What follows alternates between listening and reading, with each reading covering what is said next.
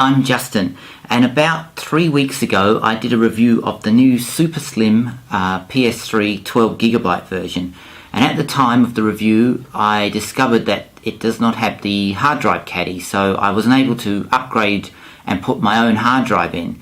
Well, finally Sony have released their hard drive caddy kit, which is a 250GB version.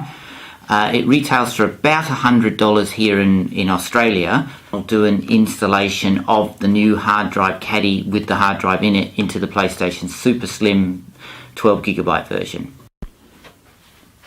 Right, we've now got the PlayStation Super Slim 12GB version here. I've got my screwdriver, I've got the little mounting screw which has got the blue end, and we have the Sony PlayStation 3 bracket with a 250GB hard drive. This is for the 12GB version, which does not come with the mounting bracket. So first of all we have to slide this top off somehow. Right, a little bit of a jump cut there because I had to fiddle and fart around with this stupid thing. Anyway, I finally got it off. You have to slide it towards the back of the machine, and then it will unclip. And now you can see the guts of the beast, which is here.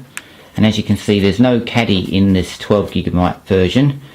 So next we're going to feed the hard drive with its caddy into this 12GB version, like so. It just slides straight in until you have a firm click, like so. Then we get the little blue screw out, and all we have to do is literally screw it there so it's firmly in place, like so. Yep.